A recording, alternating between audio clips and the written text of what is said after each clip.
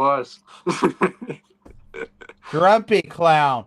Grumpy It clown. was really hot that day. That was up there at the hydro. It was the one that he was like that one, mommy, that one. So Everyone thinks because you're a zombie, you don't know good coffee. Well, they're wrong. There's only one brew that gets my seal of approval. Deadly Grounds coffee is my guilty pleasure. The aroma is so intoxicating. It brings all of my neighbors out of the woodwork. Deadly Grounds coffee. Coffee to die for and zombie approved. It's good to get a little deadly. Use the front door! Oh, they're so disgusting.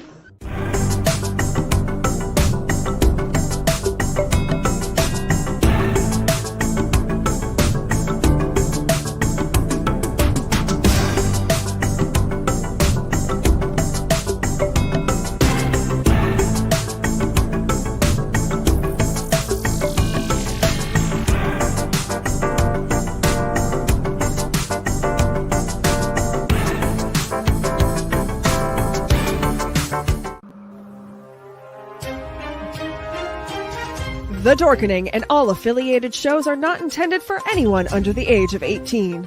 The following may contain discussions or scenes that have adult situations, graphic violence, nudity, strong sexual content, and graphic language.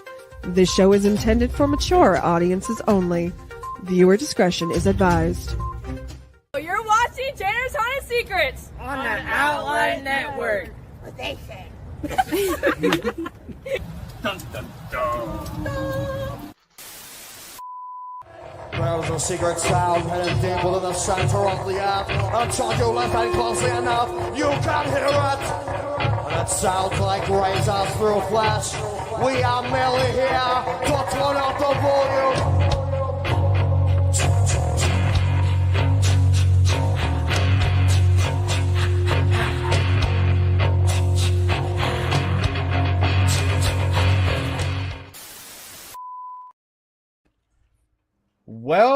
Well. Great to see you all back. I'm surprised you showed up. But yet again, you guys are watching another episode of Tanner's Haunted Secrets. I'm impressed. But you know what? I couldn't be more impressed than having a clown name called Uncle Bad Touch. I'm so glad that we have the rating that we do that warns you that this show just might have different items in it. Now, Uncle Bad Touch might be a name, but I'm sure he's not that bad, right? No, not just a little bit. Okay. So, if you go to Hammer Brothers Haunted Circus and you see a clown with a giant feather, it might be Uncle Bad Touch. I don't know. And the thing is, I have went to different haunts and seen Uncle Bad Touch. He doesn't just go one. So, you know, he's one of those traveling happy boys. Yeah, I try to get around as much as I can.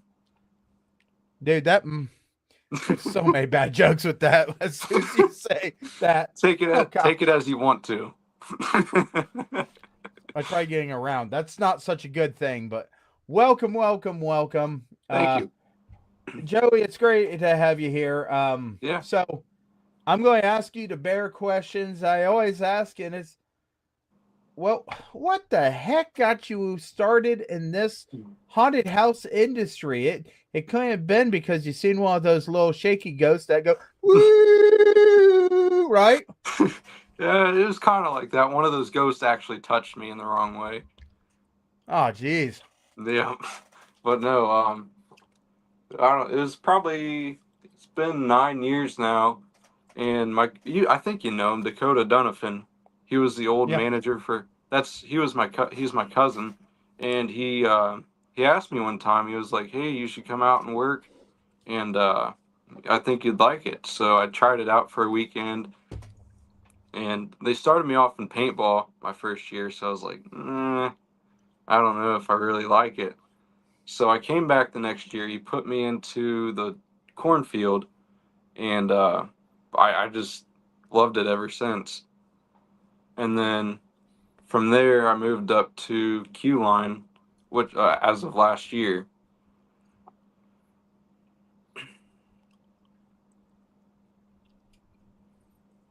Well, that's one of those. What's that? That's kind of what started it all for me, is him bringing me out for that weekend, and I just kind of liked it ever since. Well, that's pretty cool because, we all get into the haunted house industry a little differently. Mm-hmm. So where the heck did this name come from? So it was actually, so Matt, the owner, he had the outfit, and he was like, "Hey, you should wear this outfit." And I was like, "Yeah, sure." Because I think he bought it from Transworld, the outfit itself, and it already had the name tag and everything on it. Because before it was blue, it was like orange, green, and all those different colors. But then I had Jessica Stubbs, she painted it blue to match my mask. So the outfit's just, the name's always stuck to it since we bought it. And then I just kind of Nice. built the character around stuff that's happened at the farm. Well, that's cool. So what's one of your favorite things about your character? My favorite thing about the character is it being Uncle Bad Touch. Like, there's moments in the right group, I can say certain things, and they think it's just funny because the name and stuff, and everybody just gets a kick out of the name. But then at the same time, I'm a clown, so I can kind of be scary. I can be funny about it. Just depends on how the group's reacting to it. Okay. So you went from paintballing, and when I heard that you guys were paintballing, I was like, yeah, that's pretty cool. And then all of a sudden it's like, that poor son of a gun that's in that suit. Oh, These people have to take their anger and frustration and probably be like, hey, can I get them in Frozen account? It sucked when it was cold out because the paintballs, they stiffen up. Oh, trust me, I know. No matter how much padding you have on, it still hurts really bad. So I give it to them. They take a lot of beating out there. So that should have been where your name came from, Mr. Bad Touch getting shot with the paintball gun. Everybody was giving you the bad touch. Yeah. I can see how that got played. But yeah, I mean, paintball is one of those things that a lot of haunts, some of them did really successful, and some of them absolutely, no, we're just going to get rid of this. And it seems like you guys been doing this for quite a long time, so it seems like it's working for your guys' haunt. Oh yeah, it's definitely brought a lot of people in. Everybody likes it. It's really good for the kids because, so we have the hunt, but we're not running that this year. So this year it's only the wagon paintball. So it's good for the younger kids. They can come in if they don't want to get scared in the cornfield or other attractions we have. They can just do the paintball and have a good time. Okay. I'll tell you, it's always wonderful listening to different haunts. So, you move around to different haunts in the off season. Where do you go, and what's a couple of different haunts? So far I've been to the Haunted Town Hall. I've been there a handful of times. I've been to the Hydro a couple of times. Went to Blood Prison. I could have sworn there was like one more. That's all I can think of right now, because I just started doing the traveling guest acting about a year and a half, 2 years ago. So what's some of the things that you like to do at your haunt? At our haunt, I like to so we do the thing where we can duct tape people. We can pull random people out of the queue line and we can duct tape them. So I just love wrapping a crap ton of duct tape around them, and then they're just struggling to get back into line, and everybody's just laughing at them. That's pretty funny to do. And then we do a van skit at the beginning of the night. I'll drive a van up to the queue line, and then I'll go back and let a group of people out, and it's all like chainsaws, and our queue line guys, they'll jump out, and the people that's in like the ticket line or in the queue line already, they get like an early start of the haunt before we actually open. That's pretty fun to do too. So, in the years that you've been doing it, what's some of your favorite scares you've been able to do there? there's a lot, but some of my favorite ones. Are you talking about like the best scares I've had, or what's my favorite thing to do scaring? Well, there's two questions with that. You answer one and then go for the other one. Okay. So I like to do is like I'll sit there and I'll sit there and argue back and forth with myself, and people just think it's like insane, and then you just like when you're arguing back and forth with yourself, you just jump straight to them, and it just scares the crap out of them. And then I like to just like stalk around a lot. Like, so when I first start, I'll just creep around the queue line, just stare at everybody, get the first round in, and I'll disappear for 5 minutes, and then I'll come back in, and that's when I really like go into scaring them. That way they can see what's there, but they're like, what's he doing? Where is he supposed to be at? That's another fun thing to do. But some of my favorite scares I've gotten, this was like my second year in Cornfield, I believe, and had this group of people come through, and me and my buddy was working this area. It was scarecrows, and we both had those horn guns, and we scared them. Well, this one guy comes back around, and he picked up a corn stalk. He picked it out of the ground or something. I don't know where he got it from, but he came back around and started chasing me and my buddy with it. That was pretty funny. And then there was this other group, me and the other queue line actor, Ernie. We scared this group, and this guy said he shit himself. I didn't believe him until he like reached his hand down inside of his pants, and he pulled out brown crap on his hands. I was like, that's disgusting. That was another fun one to do. Or that's happened. Well, I'll tell you. Yeah, that's about it. That's worth talking about. Oh no, everything's worth talking about. I mean, there's so many. I'll tell you. Me being a haunt actor for, let's see here, 20 years now. It's been fun doing the different stuff. Some days you'll have that great time where all of a sudden you're like on your A game. Other days you're like, well, that could have went better. Yeah. No single day is like another day, and no scare is like any other scare. Mm-hmm. You cannot repeat it. You didn't get on film, you'll never see it again. 100%.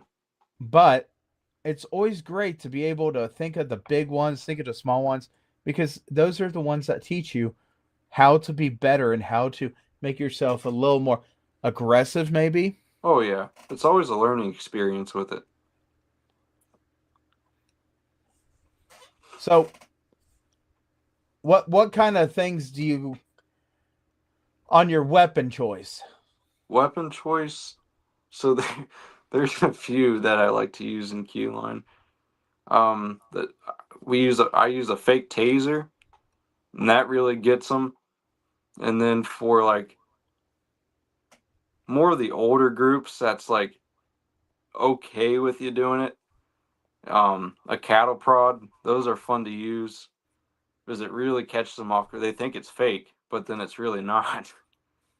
But we had a mummified rabbit in the queue line, and there's a lot of people that just really grossed out about it. Nobody liked it at all. We make our own fake knives, and I like to use those too. They look really realistic. So those are another good one to use.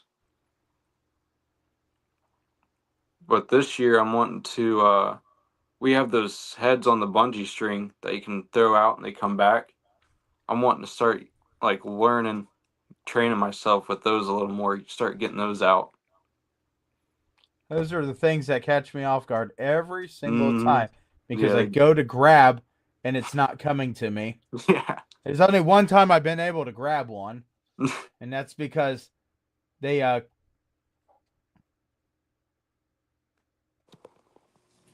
he moved. Oh, am I still there? Yeah. You just tilted and this and that, so I was wondering what happened there.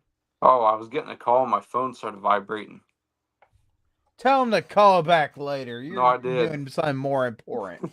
Tell them to watch the show. They'll get it figured out. I told him. But yeah, when you have those bungee heads on bungees, they're always great. They're a great prop. The baddest thing that you can do with those things is not take care of them. Yeah. Not pay attention, because if the bungee seems like it's getting where you need to get it replaced, you need to replace it. Yeah, so it don't snap off. It's a great show when it snaps, but you can only do it once. I'll tell you, I love these new props. There's some props out there that are great, like the lightning sticks. Those are great, but we also have to pay attention. These things do like to break. Yeah. Are you talking about the ones from Scare Innovations? Probably, yeah. I was gonna say we seems like every year we have to go. Just a couple months ago, I just went through. Me and Dylan both. We fixed all of ours. We had to. They weren't getting contacts, so they weren't arcing like they should. So, Right. Yeah, those are another good one, but they're just tricky to use. Not get the wires burn up. Right. Oh man. So what's one of your favorite scenes at your guys' haunt? So my favorite scene out there would have to be I don't know, I really like the Funhouse. Not a lot of people know about it yet, but it's a new attraction we put up last year. That's got to be my favorite area out there. It's just all around insane with the amount of strobes and fog we have in there. But Right.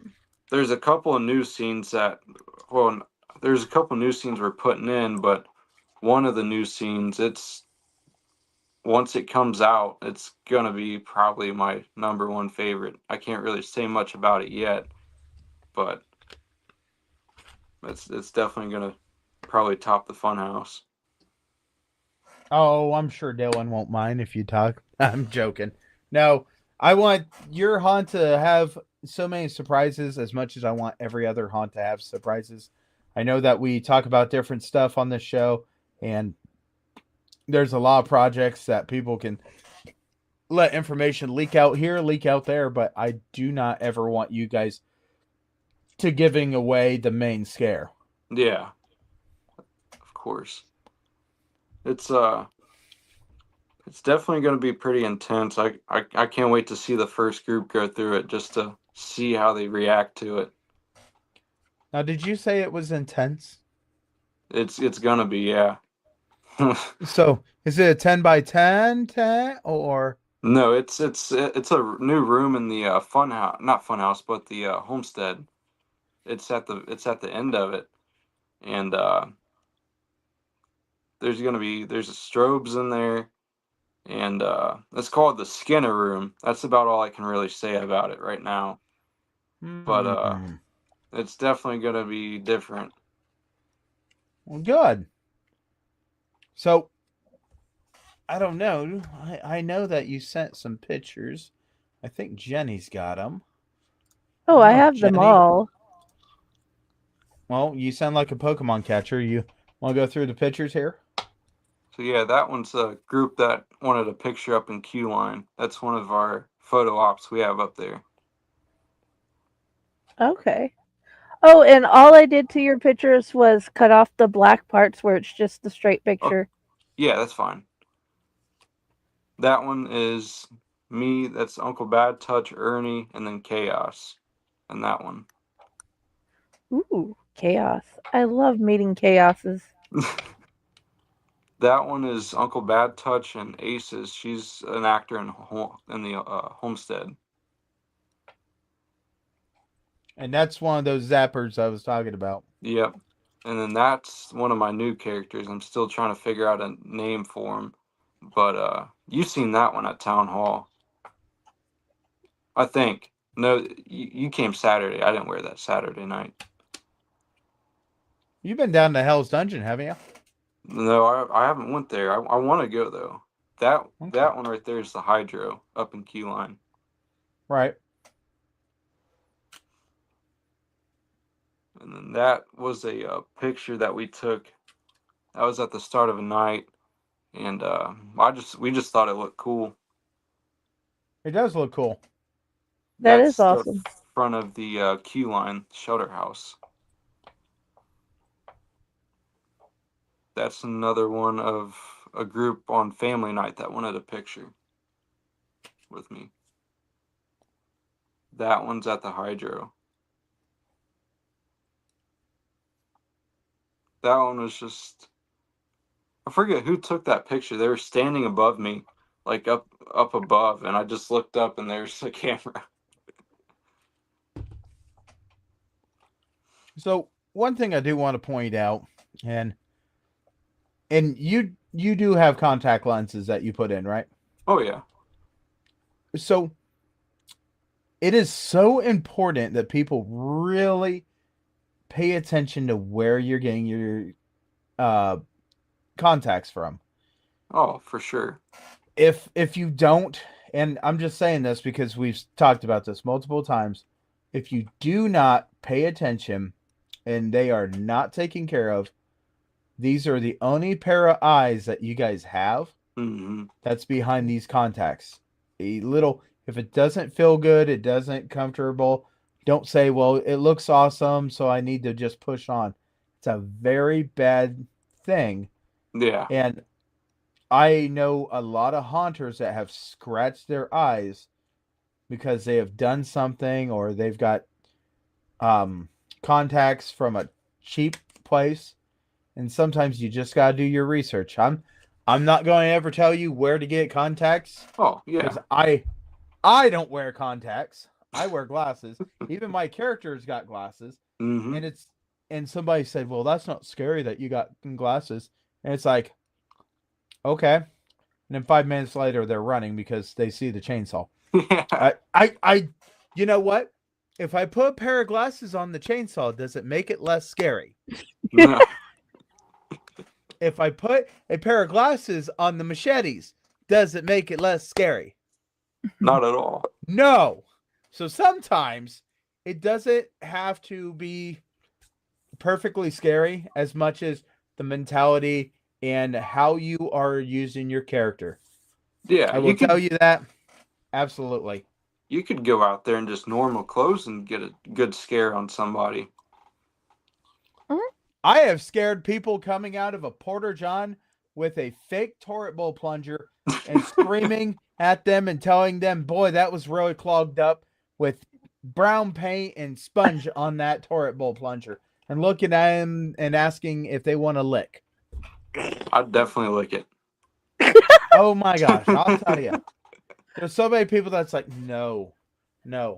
And, I misplaced my toilet bowl plunger. Found it, and I have used it at Town Hall in their kitchen scene. Okay. And I asked everybody if they like pudding, and they say yeah. And I pull it out and say, "Well, take a good lick," and they swear they can smell it. That's how unsettling that toilet bowl plunger is. Great prop. Oh, 100%. But it's how you sell them. It's how you sell yourself. Mm-hmm. I mean, you put on a mask, you could be a prop at Spirit Halloween. Oh, for sure. But it's how you project yourself. And I know that you guys over at Hammer Brother have absolutely done some incredible scares because we ain't too far away from you guys. No, not at all. And you guys have people go to you or go to us after you. Hmm. And these people have told us, what a great scare ours has been, what a great scare yours has been, and told us a little bit about this and this. Now, one of the things I want to bring up, you guys don't just have one haunt. No. How many haunts do you guys have? This year, I think we have 4. So we have the Cornfield, we have the Homestead, Okay. we have the Funhouse, and then we have the Zombie Paintball. But Okay. if the hunt was running, it would be 5. Okay. So, But everything besides the paintball is a hands-on touch haunt. So you will get touched no matter what. That's so you another... guys Do what? You guys are a touch haunt. Yes. How do you guys break up the pricing? Do you have a price for this haunt, or do you have one price that covers it all? So each attraction is broke up into different pricing. I'm pretty sure like the Cornfield, Homestead, and Funhouse, I'm pretty sure they're all the same. But then I think paintball's just like $5 more, I think. Okay. Something like that. And then the hunt, that's got its own pricing too. Okay.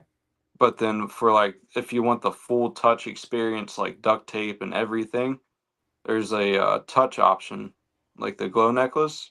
You can get that for $5, and that's how you get that. Well, I'm a firm believer I don't need that because you guys will terrorize me no matter if I've got it or not. Oh, and yeah. I kid you not, I've went through so many haunts and there was no option. I was getting touched. I was getting this. I was getting that. I've been thrown in places, and it's like, I didn't get any of that. And they're like, but we know who you are.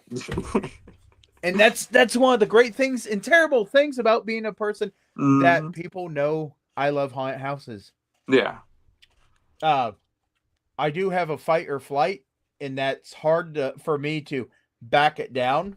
So if something gets too serious, I tell them time out, or I yell pineapple really loud, and they question what decision they just made.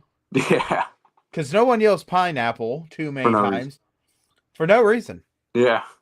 I've yelled Patrick Star before. That's a new one. Yeah, I've yelled everything, and it takes them off guard enough that they've had the moment where they're like, What? What's he talking about? Right. That's funny. I can't tell if you're pointing at something Friday or what you got. A tooth? Uh-oh. It looks like a tooth. You totally He got had to yourself come. muted. Yeah, it muted me because Dante's like, "Oh my gosh, it fell out, mommy." So I calmed him down. He's like, "Tell them I lost a tooth," and I'm like, "Okay, I will show them." Okay. I've got a jar somewhere, and I don't know where my jar is. But I have a jar, and it's got teeth in it. Yeah, Saving them up for the tooth fairy. Well, yeah. I'm a firm believer that the tooth fairy gets their money from spray paint companies. Like the children's teeth go into spray paint companies. And that's what that rattle is. Everybody's like, "Oh, it's a glass marble." No, according to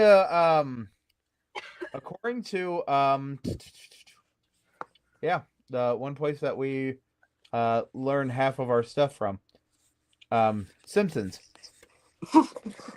According to Simpsons, that's where Bart swears it's from. That is a good logic. So, Friday, you've muted yourself. Unmute yourself, and I know you got to say something here because I've just been taking this for a roller coaster. Oh, Dante and the kids and I have multiple questions, so I figured I'd Can I go ahead and do theirs first? Sure. I don't Okay. care. Yeah, because we have a scripted show. I showed you how bad I am at reading my own script. Yes, you did. Okay, this little guy, the one who just lost his tooth, and then his big sister had questions because this time she wanted to add. Let's go with hers first. She asked if Okay. you like anime. Uh, I've never really watched anime. I've seen like some TikToks of it, but I've never really like watched episodes of it yet. Okay. Do you have a favorite animated series, which is like Scooby Doo and SpongeBob and so on? Those type of Definitely things. Scooby Doo. Okay. It can be something other than Scooby Doo. I was just giving suggestions of what animated. Yeah, Yeah. that's probably my favorite of all time is Scooby Doo. I grew up watching that all the time. Then that would Soapy, the middle one, definitely loves that. Dante asks if you want to cook with Mario, the video game character. Cook with Mario. Yeah. Yeah, like spaghetti or some type of dinner. Um. Okay. What Yeah. would you make What would I if make? you cook Probably grilled cheese. grilled cheese? Yeah. Okay, That's my favorite food. that works. Ooh, He grilled says cheese is grilled cheese. always I good. love it. Grilled cheese. I love it. Do you like to play video games? Yes, I play when I can. I like to play Fortnite, Call of Duty, and then Forza Horizon. It's a card game. Okay. He wanted to know if you liked the video games Mario or Five Nights at Freddy. Yeah, I've played Five Nights at Freddy's, and then I used to play Mario all the time. They're both really good games. Okay. His last question, Pyle already asked you, so I'm gonna skip that. It was the one about the weapons. Okay. Sorry, And I didn't see that on the list.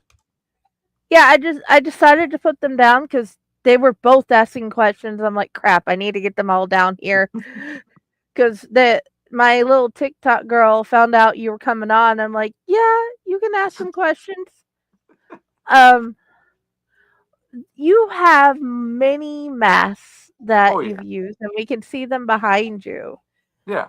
Um, is there do each of them have a special significance in your heart, or do you have one characters that you use them for you like better? So I have right now I have 3 outfits, and then I have 4 masks. My Uncle Bad Touch one, which is this guy right here, and then my silicone mask all the way at the top. Those I like to use for Uncle Bad Touch, and that's like my go-to outfit because everybody knows it. And then I have this outfit right here. I just bought that this year at Transworld. I bought it in case I want to use it for when it gets a little colder because it's a little heavier. So that'll be towards the end of the season kind of outfit. And then I have this other clown outfit, and it's got like the pant legs are cut off, and then the sleeves are cut off, so I can put like armbands and leg bands on. That's for when it gets really, really hot. It'll allow the airflow to come up, cool me down.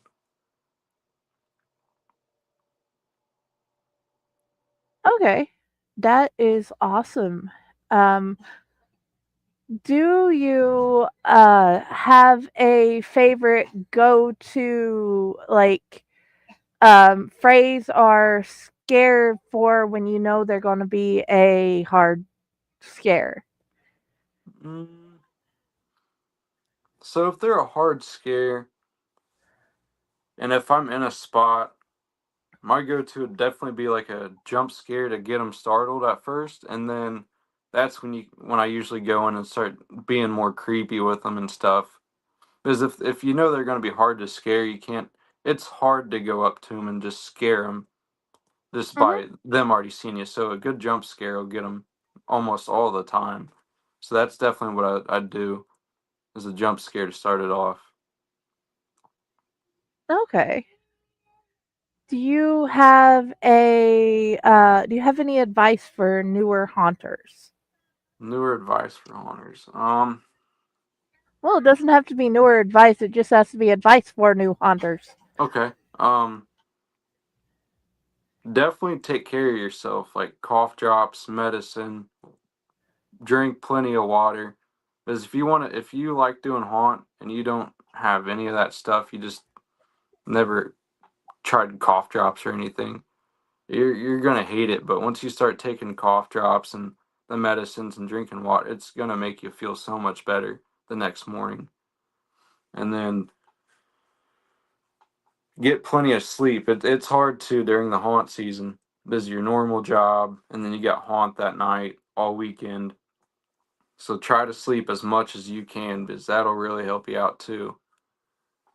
And then do what makes you feel comfortable. Like if there's an area that you don't feel comfortable working, talk to somebody and have them switch it up. Because most managers and owners and stuff, they're always willing to work with you to change your scene so you're comfortable to work there. And then try to make friends with some of the people that you're working with. It'll just make the night so much better. You'll get way more scares doing it that way. If you guys are all like friends with each other, you're just gonna work way better with each other.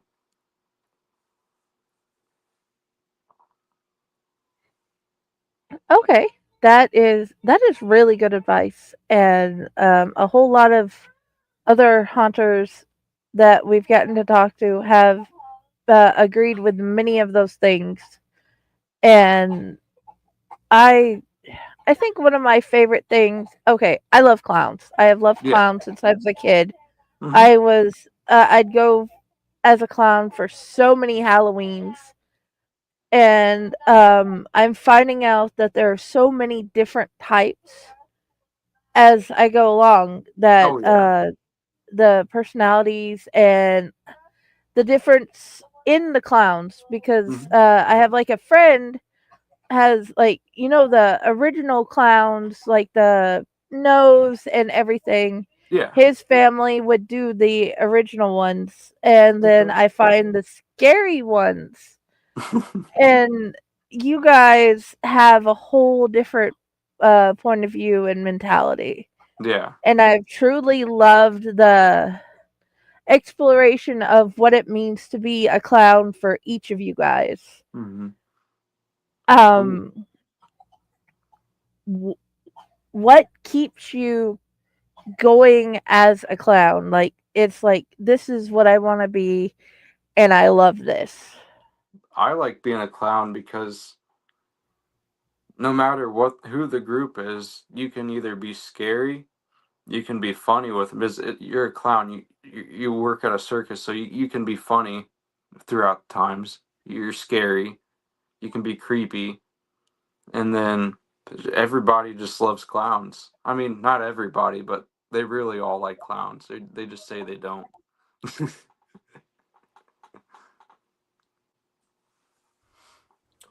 I can say that clowns is one of those things that so many haunts play clowns that I try my hardest to filter one clown Hmm. just because you have every place that has clowns. And Yeah. that's fine. I mean, people go, "Oh, I'm afraid of clowns." That's it gets played so much that it's almost like somebody saying, "I'm afraid of the dark." You're not afraid of the dark. You're afraid of what's in the dark. You're not Yeah. afraid of a clown. You're afraid of the clown that came after you. Hmm. And like it's always good to have clowns there because like I get there's haunts that don't like to do clowns. It's definitely overplayed, but if you play them right, it's definitely worth having clowns at your haunt.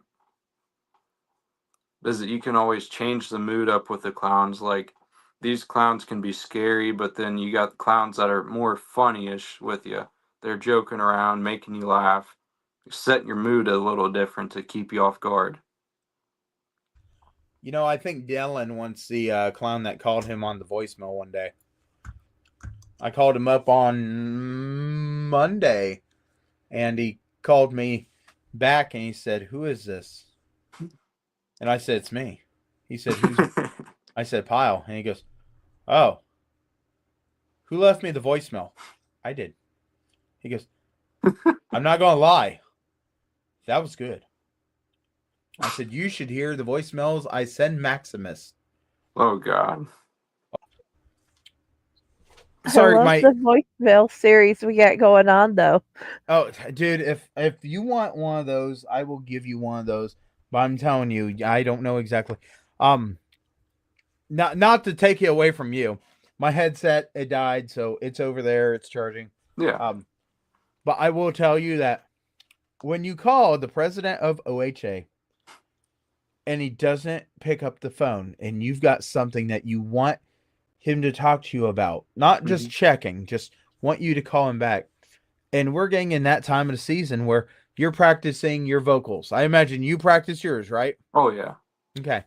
So I go high, I go low, I growl, I do this and that. So when I go, hello, Mr. Maximus. I need you to give me a phone call back. I just need you to ring-a-ding-ding my phone. I'll be sitting here twiddling my fingers, and I got a file out, and I'll be sharpening my teeth. That way they're nice and sharp for you. Please give me a call back. All right. Talk to you later. And that was the voicemail. He calls me, and he goes, no more. I said, what? He goes, you cannot leave me a voicemail like that. I said, what do you mean? He goes, I played it at the dinner table with my mom. And she's like, Maxie, who is that? And he goes, it's Pyle. It's the one that saved your house from that flyaway tent. And she goes, oh, he's such a good boy. And that, you have the opportunity. I can guarantee that you've called people and done your clown voice. Oh, yeah. Just as a practice right now. If you are a haunter and we are in September and you say, hey, I'm going to be haunting this year, and you're telling me that you have not practiced your voice once, or you have not tried to play with your high to low ratio, you are doing everything wrong right now. Yeah, you wait till the first night and you go into it, your throat's going to be hurting. I mean, it is... But dude, if you want to send me one of those little voice things in chat, the Facebook chat, for telling us about your haunt with your clown voice, I will for sure take it and put it on YouTube and Facebook and everywhere, tagging your haunt with your picture. Okay. That would be such a cool thing to put up for Hammer Brothers from us. Yeah, that would be cool. I'll tell you. Absolutely do that. Mine, and hold on, I gotta take my gum out, my focus gum here, because if I don't, I'm going to growl and I'm going to snarl and I'm going to suck it down a pipe. And it's really important to know what your ratio is, because you can go from a high voice, you can go down to a low voice, you can do this and that. But the thing is, you have to practice, because if you don't, you can't get it and get it really high down to real low without hurting yourself throughout the night. And it's great because I'll go, hello, hello. And it's great. I have little kids that go through my haunt and I go, hello, Stitch here. Come find Stitch. And then 5 minutes later, it's like, hi, how are you? I'm looking for Stitch. He's not here no more. And that's one of the things that you should always understand. One of the stories I always tell people is they had a group of girls, like little kid girls, going through a haunt that I was there, and I ran chainsaw. Easy pickings, right? Yeah. But I have to get them to where I need to get them, right? Mm-hmm. So what did I do?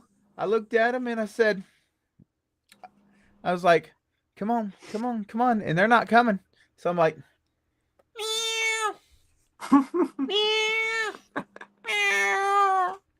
And those girls, kitty, here, kitty, kitty, kitty, here, kitty, kitty. And the guy's like, no, you got to go this way. they're like, but there's a kitty. And I was like, right there, fired up the chainsaw, and I went, meow, right busting out of that spot. And it dropped them all. They were done. And I was like, well, that's 5 girls. That's 5 points for me. Yeah. And they looked at me and they're like, you scared the kitty away. Yeah. And I said, meow. And they're like, he's the kitty. You're a mean person, mister. Now, That's you funny. were talking about Scooby-Doo, all right? Yeah. And I was being really quiet because I wanted Jenny to have this moment. And yeah, I want you to know, I just seen it. And I want to make sure that I verify this with Burger King.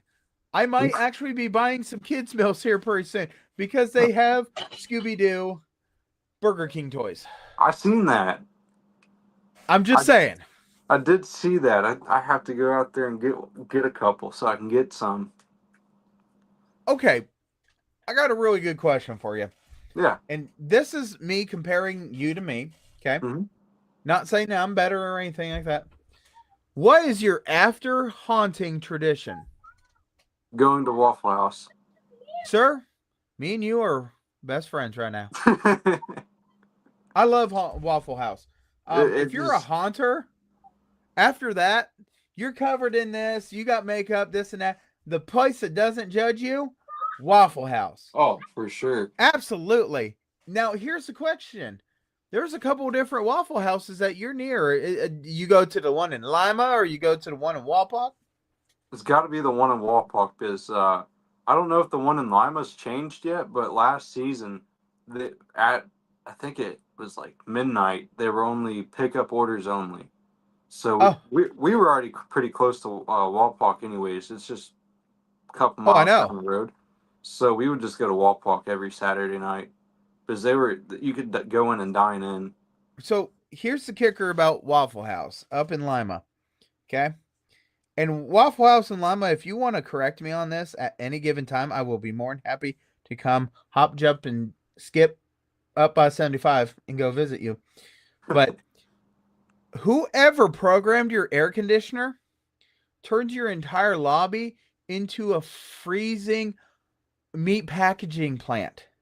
You know what's funny? That could have been I didn't do it last year, but I programmed it this year. Last year was the place I worked for. That's pretty funny that you say that because they want us to set it pretty low. Low ain't the word for it.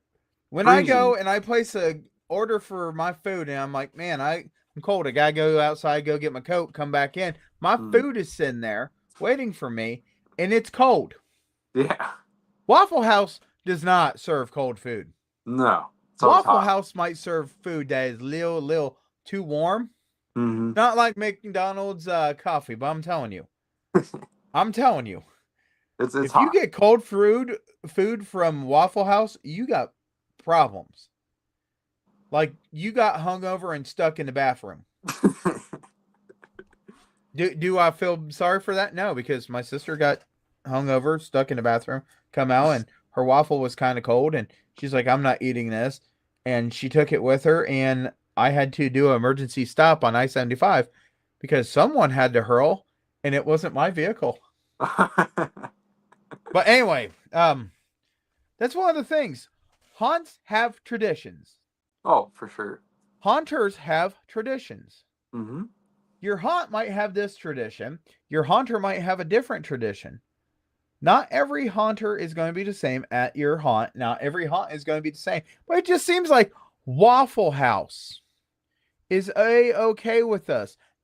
You want to talk about a not judging restaurant? Waffle House. That's them, yeah. They will not judge you. I'm a firm believer if you want to get me something from a birthday or Christmas, it's Waffle House gift cards. That does now, where good. are you going to find them? I have no damn idea because I haven't found them, but I've received them. Huh. So what's another thing that you know? The haunt season's coming. What are you gearing up, looking at, and you know you're going to do because it's haunt season?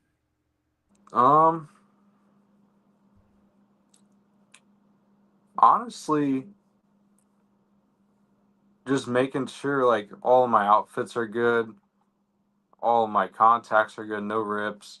But most of the time, like I hardly have time to even look over my. I'm always at the haunt helping them with build season. Like we're Okay. out there as soon as we get off work, we go straight out there and bust it out. So that's a big thing. Like it's hard to maintain my own stuff and have a full time job and work at the haunt too. It's a lot, but it's fun. Tell me about it. Yeah, I couldn't imagine owning a haunt and having to deal with it. Okay, there's a major difference, and everybody that has watched this channel knows that there's a major difference between my haunt and a lot of different haunts. My haunt is a charity haunt. Mm-hmm. Every single person there, including me, we don't get paid. We don't listen. In fact, I probably make more money if I did not run the haunt because it demands money. Yeah. But we take our money and we donate it to different organizations, people with cancer, this and that. Mm-hmm. This is one of the things that's a major thing when it comes down to haunts. Okay? Yeah. If you have a big crew, big name, big this and big that,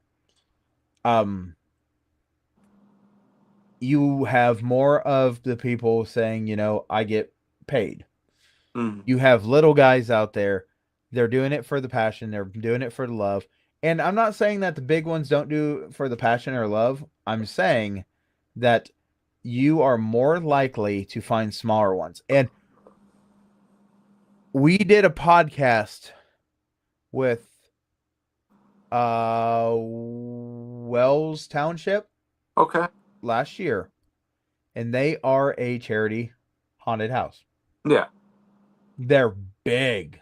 Mm-hmm. They are a decent size. It's great. To have the following that they have is amazing. Yeah. To have the following I have is amazing also. Mm-hmm. We're also believers that every single haunted house has something different. So everybody needs to go out and go see everybody's show. If you go out and you see one show and you go back 2 weeks later, you will see a different show. Oh, for sure. Some parts will be the same, some parts won't be. But that is one of the biggest things. I know in my haunters they already have said it. Right before we start haunting, you will know something's up because I'll start drinking a whole bunch of Faygo. I will find Faygo. Now, Faygo is kind of hard for me to find because I drink zero sugar, and that's a Michigan thing. So there might have been a trip going to Michigan this year, but I've got sugar-free Faygo. Huh. Anyway, it's just something that has been in my head since I started. Haunted Town Hall. He knows that I drink a whole bunch of water. He's got water, but I only drink my water. Yeah. As much as he's got water, I still only drink my water. I have bags, and I bring bags in, slam them down, and put them in the corner, and my water is my water. When I started at Lockington Haunt Firehouse, the tradition was, you know, go out and have a great time. And then afterwards, go over to the firehouse and see how much popcorn you could shove in your mouth. That way they could get rid of the popcorns for a night. Sounds like a fun time. Oh, yeah. But I was 18, 19, 20. Sydney Haunt Woods. If there was any food, it was a miracle. But that's why you went to Waffle House. Yeah. My haunt now, I shut down. And anybody want to go Waffle House? No, that's cool. That doesn't mean that I don't take my family, put them to bed, and then me go to Waffle House. It's definitely a must to go hit Waffle House at least once a weekend. And it's great. You guys get a hold of me and wake me up because I might be sleeping. because you guys operate sometimes until 2:00 a.m. Yeah, we stay open. I know you pretty do. late. So I'm just saying, you guys get a hold of me. I'll do some Waffle House with you. Okay. I'll be calling you this year. Oh, dude. Absolutely. So what keeps you going constantly in this? And when I say this, I don't think we've ever brought this up.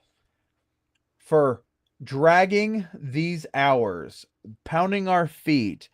I think I have energy for one more scare. Are we done yet? But what keeps you going? And trust me, I don't care. You could be the best haunter in the world. You could be the number one haunter, everything. But you're always going to be playing for that whole game. How does this keep you going?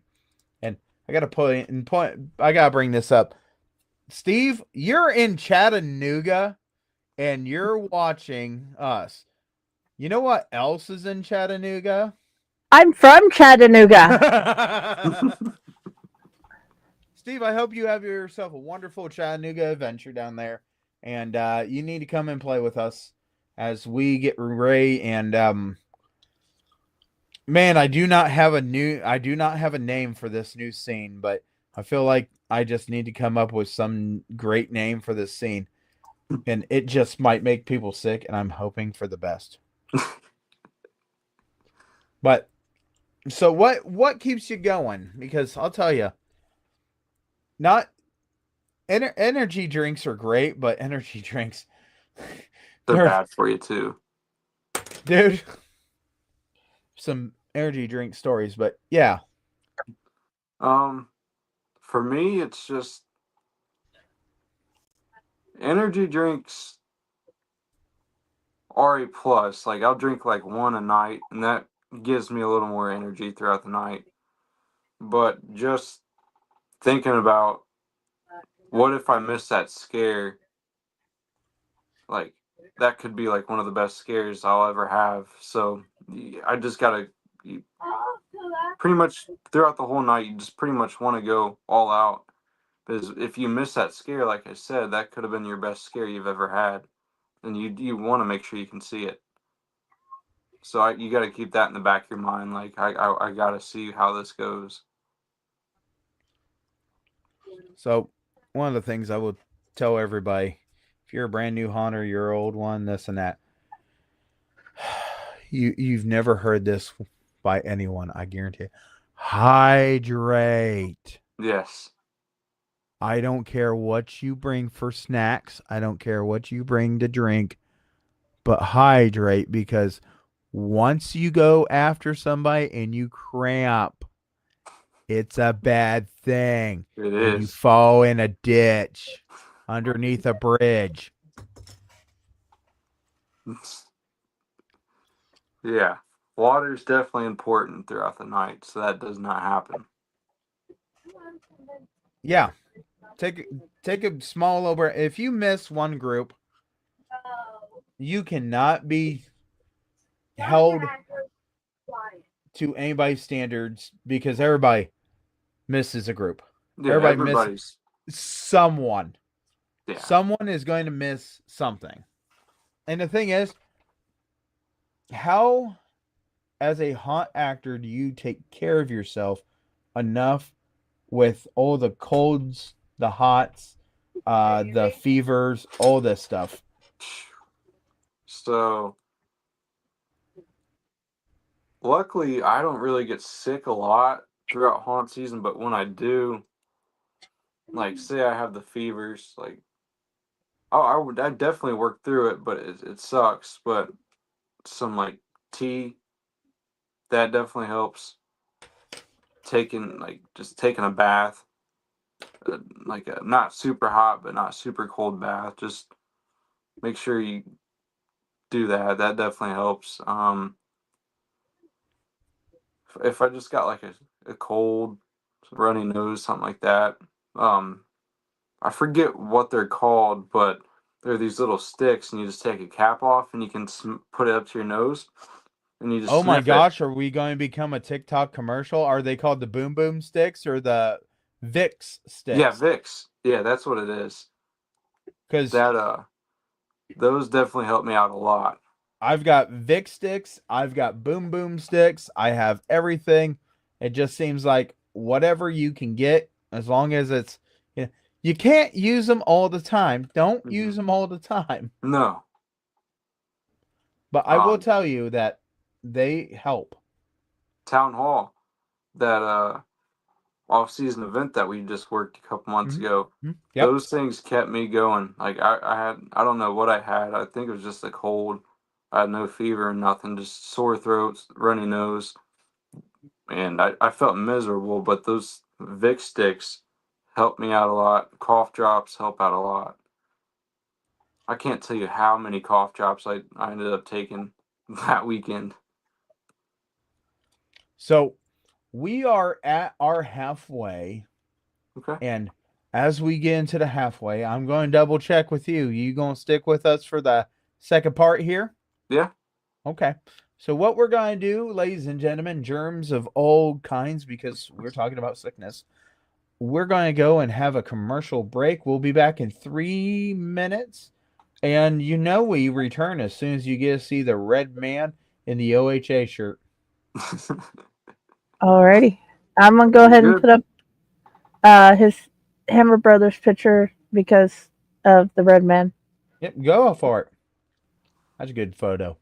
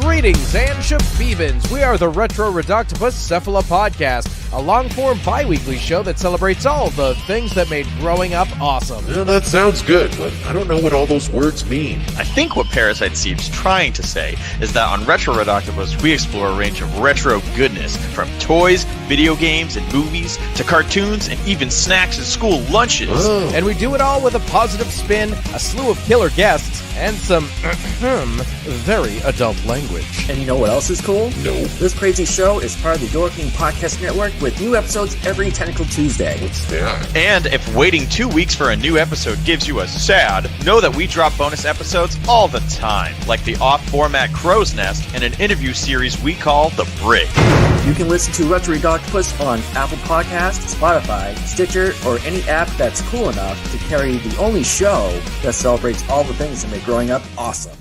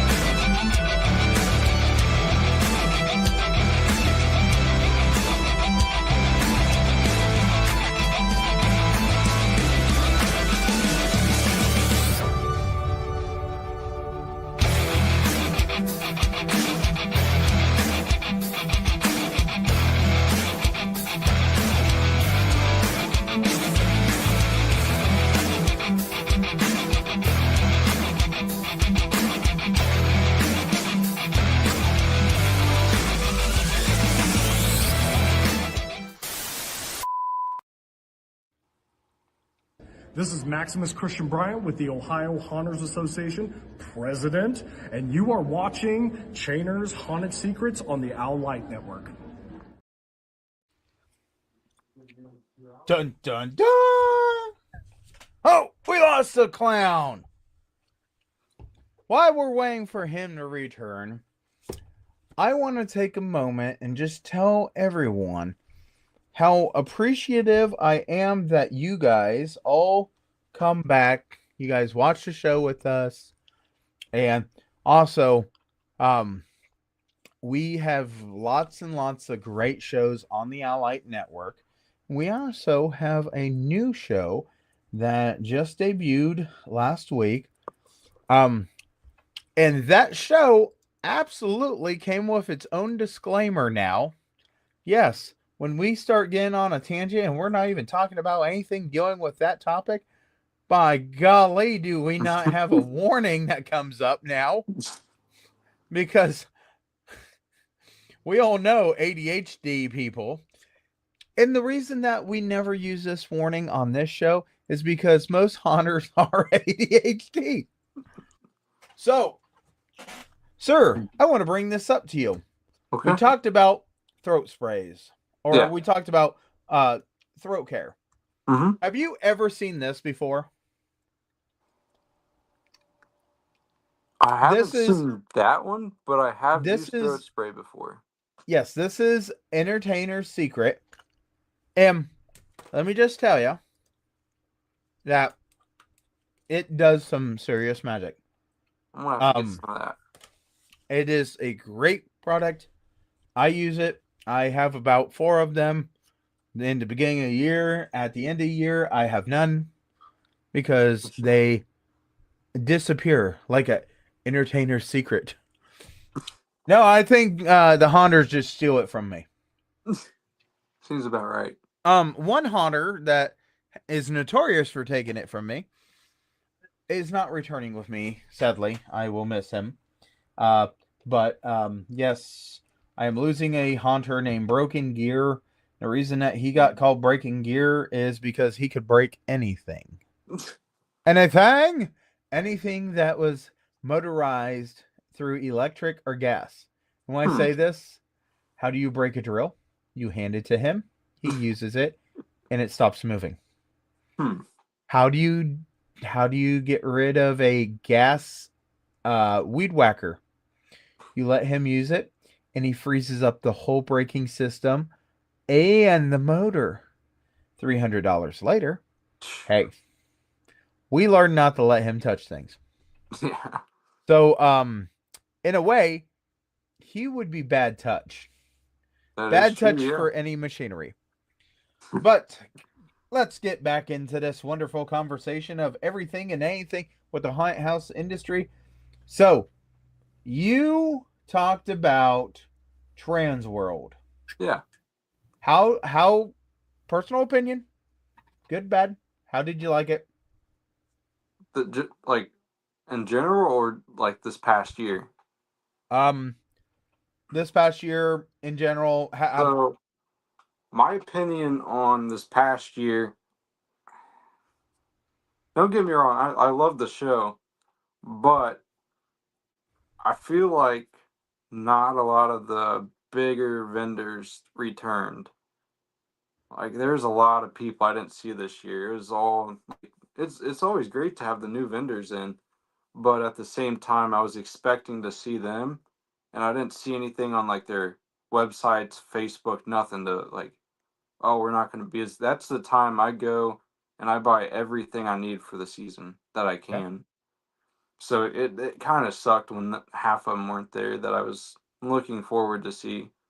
But overall, I love going out there. It's a great time just seeing new people, new ideas, seeing all the costumes and stuff and props, makeup. There's always really cool airbrush makeup going on the floor. And then all the big animatronics, like that Frankenstein head this year, that was really cool. Yes, absolutely. That was, man, that took me off guard because I didn't know exactly what it was until I really was interested in looking into it and come to realize it is a 3D haunted house that you can watch through goggles. And all I could think of was, well, I'm done. I ain't got no job. AI just took it. Yeah. Did you see the Darkness? They have one of those in there now.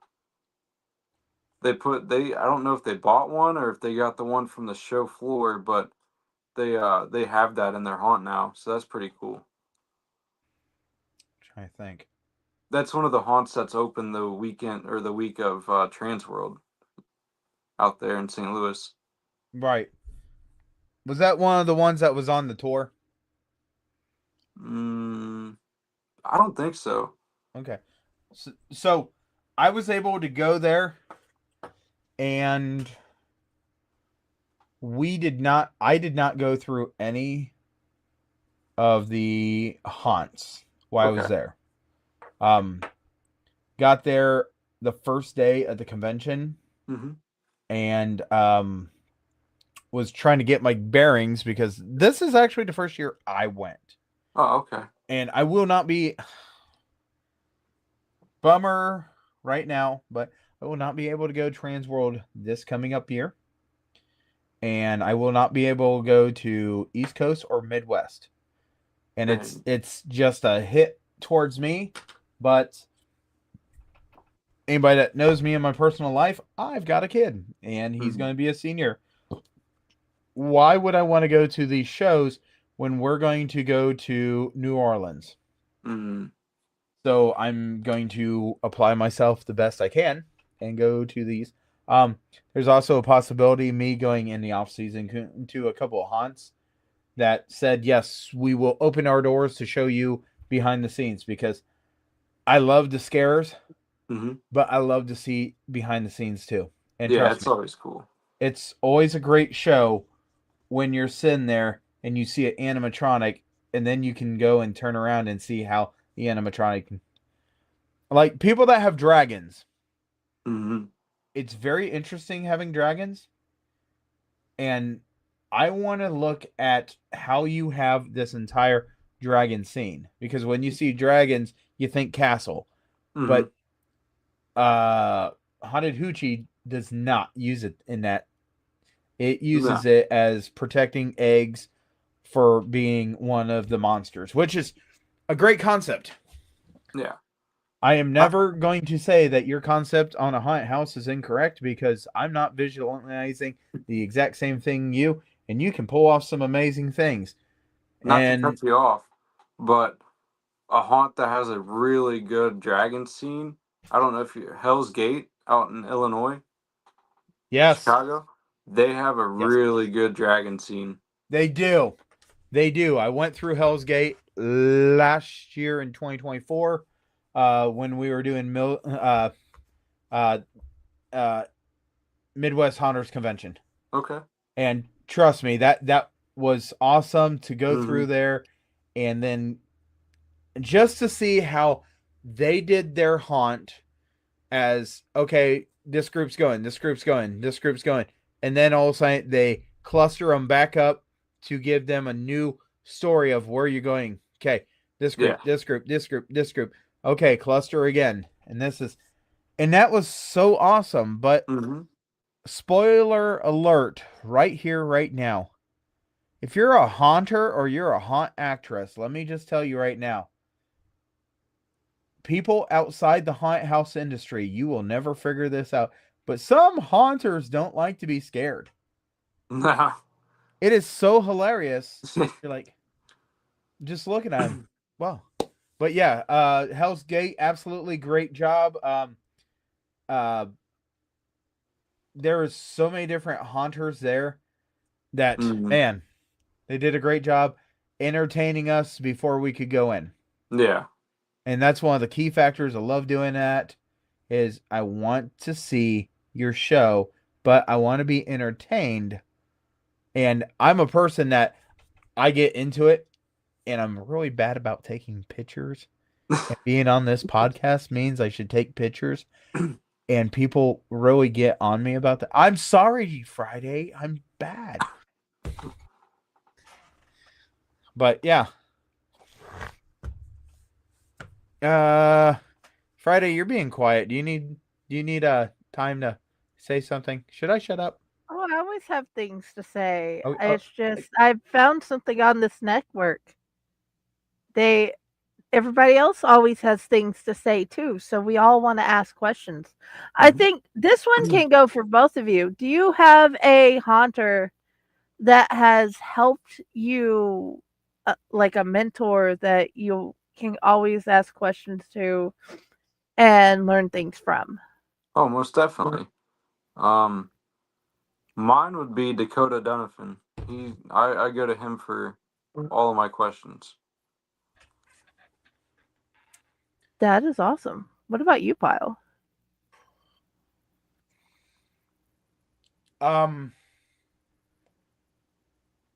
There was a lot of mentors I had in the beginning, but being a haunt owner, you kind of start fixating in a different direction. And it is really hard for me not to give credit where credit is due. I will say that when I was just starting out, I had so many mentors, but they weren't trying to be mentors. They were just trying to do the motions of trying to get stuff done. But I learned so much from them. And then I was told at a haunt that I would never own my own haunt. I would never make a successful haunt. So that was the weirdest one I could ever think of, because what he taught me was something he wasn't trying to teach me. He taught me how to push and make myself better, and I have to give him credit, even though he probably doesn't want the credit and he doesn't remember telling me what he told me, but I do, because it got burned in my skull. But yeah, Sydney Haunt Woods told me I would never be able to have a successful haunt, and when I left, I had no plans on doing a haunt. But now, when it talks about mentors, I'm just taking in everything that everybody's putting in. So in a way, everybody's who I idolize. And that's a great thing, because people look at me and say, I got so much I could learn from you. And it's like, you ain't got nothing learned from me. I'm just me. But when it comes down to the haunted house industry, he's going to get a big head. And I'm just going to tell you, he's going to get a big head on this. One of the greatest mentors on how to do stuff in haunted house industry is always going to be Max for me. Mm-hmm. Because Max has taught me one of the best things that you could teach me is go up to people and go, hi, introduce yourself, and say, so what haunted houses are you thinking about going to? And if they say haunted houses I'm going to, I'm a haunt actor. That sets up everything. That right there is what you need. That's what you should do. And he's done it for years and years and years. And he does not remember how he taught me that.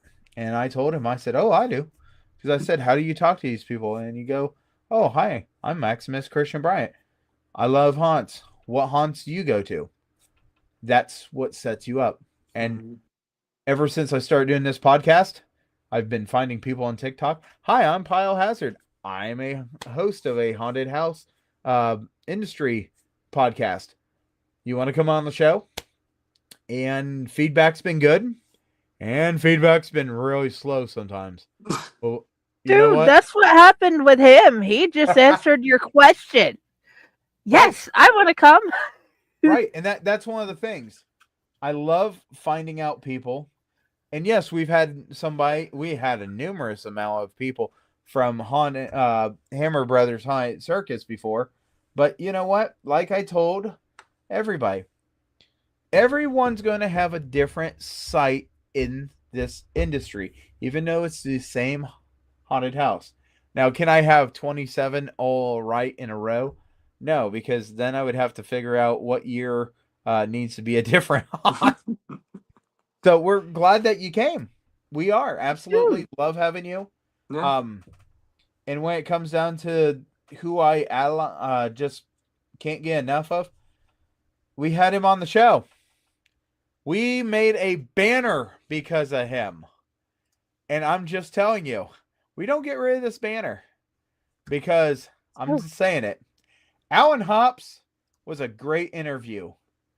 Yes. Someone said something about Alan Hops. And if you do not know Alan Hops, go on Facebook, go on YouTube. YouTube pretty much has got every single Alan Hops. Go ahead and look at his stuff. He will show you things that you never thought that you would be able to really investigate into.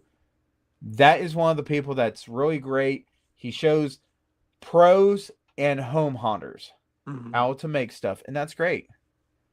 So that's one of the things I just can't wait to see is when someone else, and he made a comment, when everybody says that they're watching him, he's like, well, I'm watching all of you guys. And that's the thing.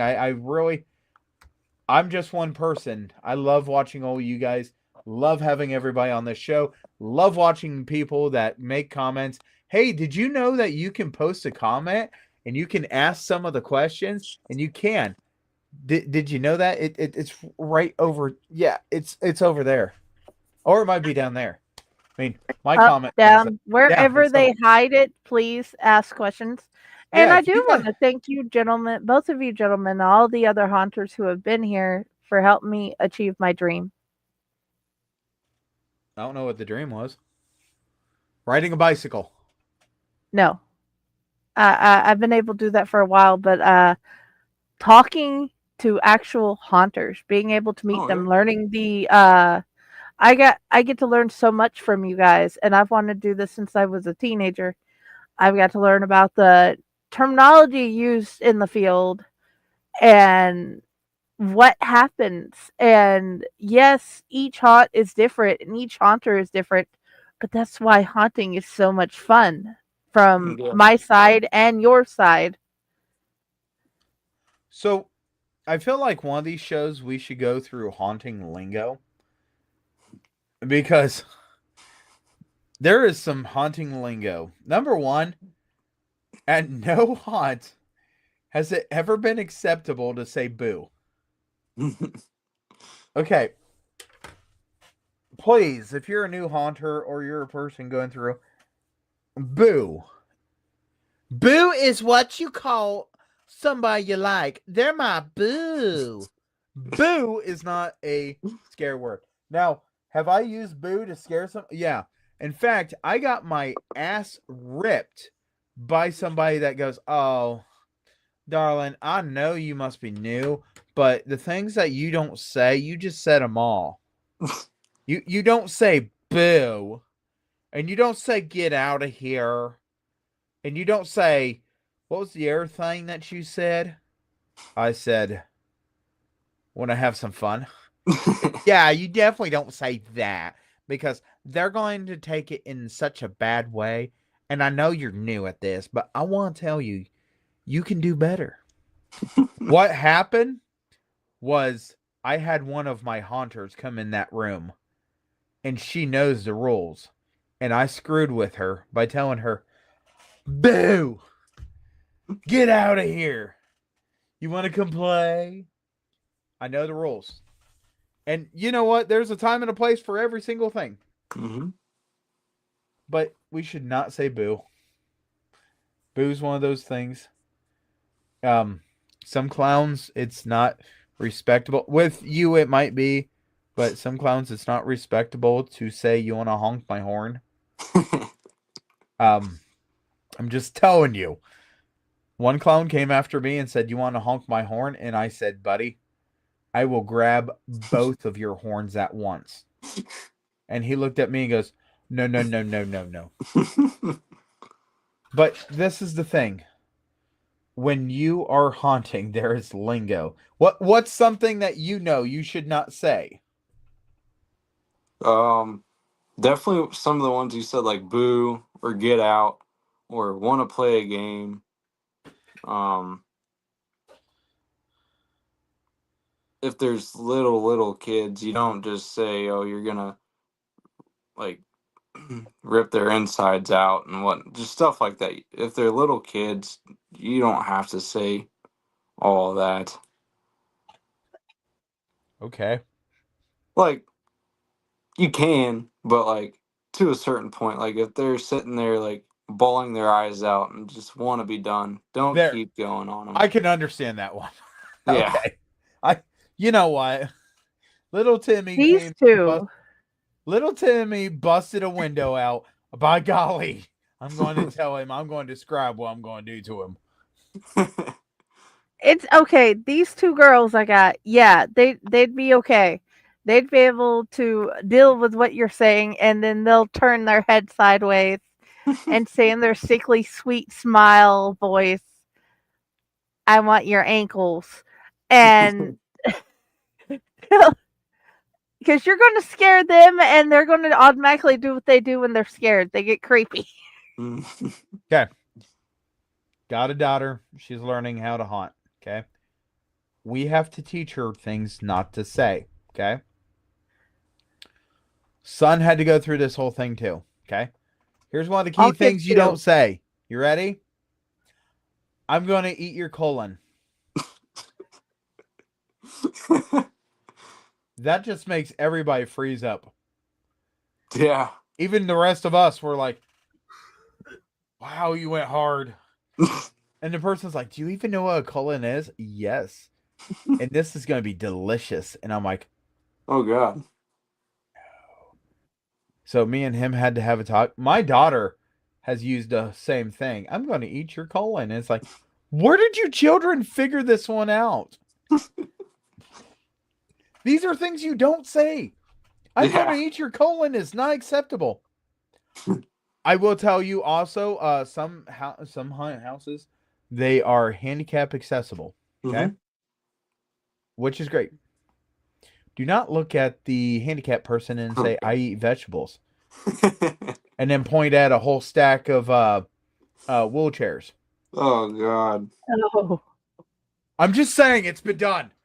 It's been done. Oh, no. And I even looked at him and goes, wow. That's an interesting one.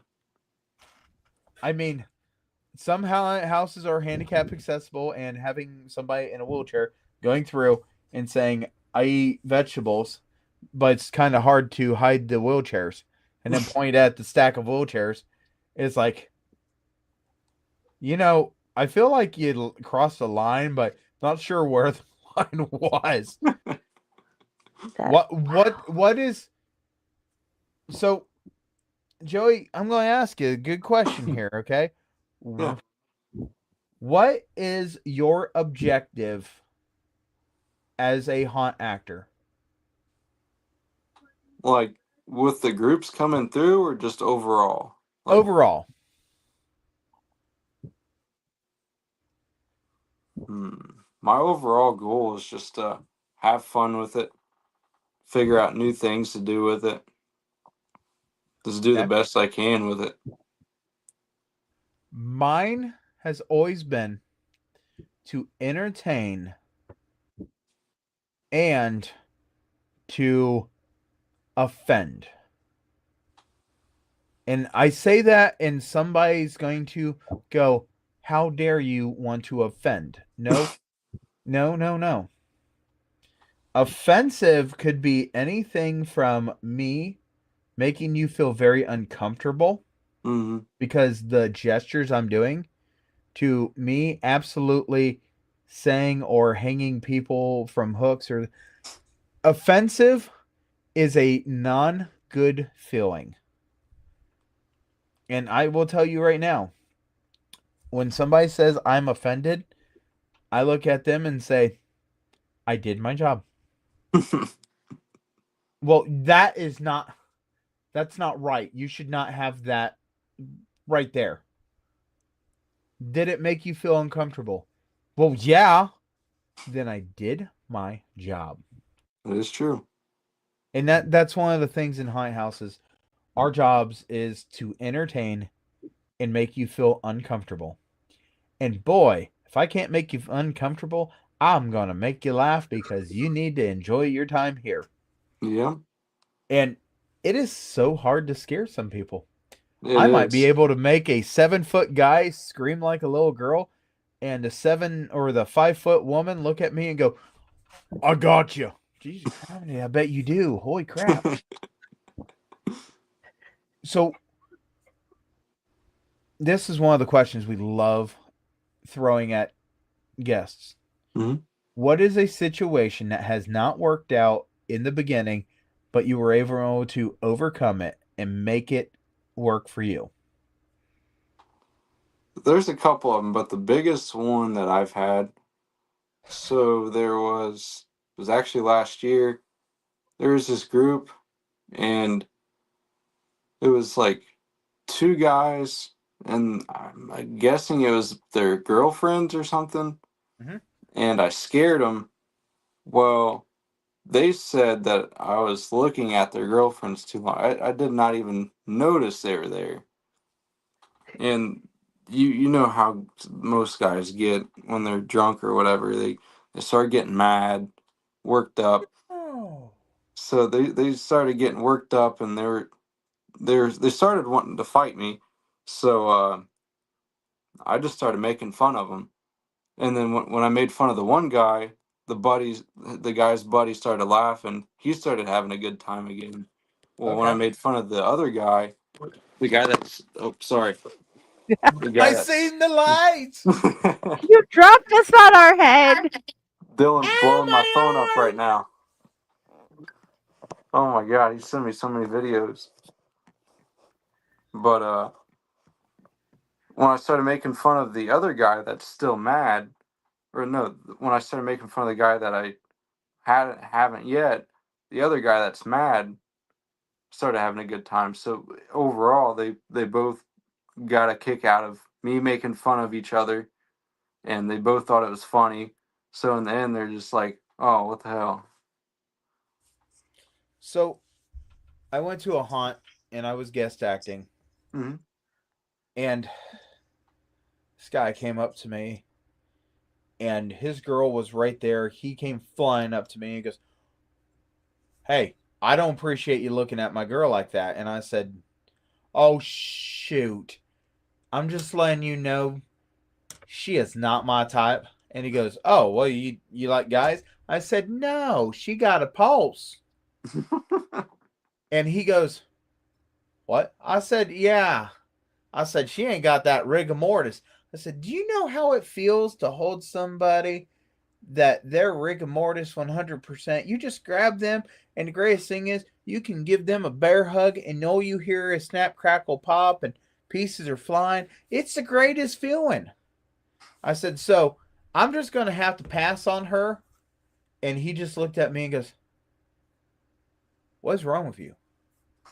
I said, "Well, your mom said I was perfectly A-okay." And that was a whole different discussion for him, and he wanted to leave. He Yeah, didn't want to get into mom jokes. I was like, that's bet. not fair.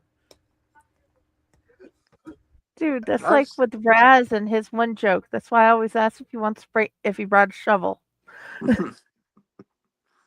You know, some of them people that you've been letting them lie in the ground for so long, they have the best sense of humor. They You do. know what sense of humor they got? It don't matter. They just shut up and take it. I've told people that before. Oh. So, do you have pockets on your costume? I do. Okay. Could you hold a pair of pliers? Yeah. Okay. Can I make a suggestion for you to have a little fun with your clown? Sure. Okay. Now you're getting this off of my character. So if my Okay. character ever meets your character, you're gonna have to ask me if I got my pliers. Okay. Because yeah. Anybody that has piercings, I love piercings. We can always make the joke about how did you get in here with that? Should have been detected on the metal detector, this and that. But I love human anatomy. I have anatomy books left and right down here. One of the things I love is telling people how they put piercings in. and how they properly take them out. And then I tell them, that's not how I'm going to be taking them out, though. What I'm going to do is I'm going to take my hand, I'm going to hold you. And you're going to be squirming, and I don't care, because squirming is half the fun. And I'm just going to take the pliers and clamp onto your piercing and slowly pull it out a little bit. And as soon as you think it's starting to come out, I'm going to put it back in and then pull it out real quick. That way I can do the maximum damage. And I'm not pulling them out through this way. Oh, no. You go through this way. That way, that big stone can tear all that. Mm-hmm. And then you tell them how you're doing the nose piercing. And then you tell them, and this is what really gets all the fun, I'm going to find every piercing on you. From your head down to your little tippy toes. Because I know some of them get piercings in the web of their feet. For some reason, people pierce the webbing of their feet. Don't know why. I think that would be very awkward. Yeah. But people do it. I have a friend that does tattoos and piercings. He has no idea. But so when I tell people this, you can tell because they'll go like this. And then they'll go like this, and they'll hold their tongue. And the best one is going. It's like, oh, I can tell where I'm going to be going here. Jesus. And that's one of the things that if you do it properly, it is so great because you tell them. And then you're always going to have that one that comes up to you and goes, do it. I like it like that. And you look at them and go, oh, hold on. Let me go get the keys to the truck. But yeah, I just something to suggest to you. Yeah. If you want to play that game, you're more than welcome. Friday, you look like you're about ready to point until you go right through my head here. What you got? No, she keeps the keys in her pocket. A pair of keys that are car keys or truck keys. Mm-hmm. Keep them in your pocket, and then you say, "Okay, I got the keys to the truck. And the jumper cables are right on the seat waiting." I've so told people I got batteries, and trust me, I'm going to give you such a jolt. But yeah, dude, all you need is the battery from the drill. Heck, you can jump your truck with it.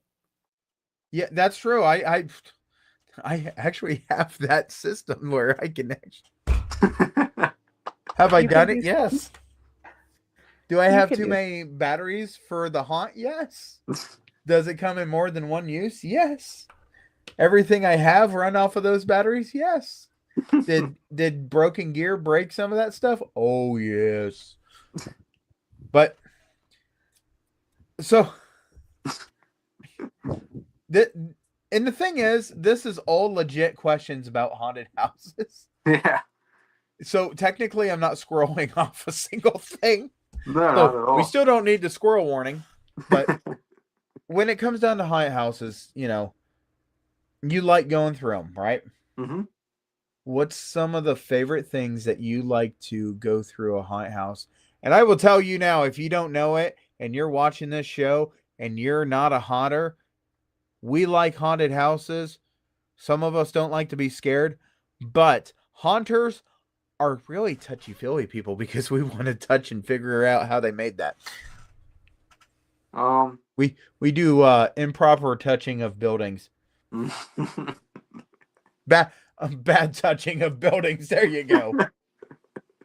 That is true. I do touch a lot of the props. Whenever I go to one,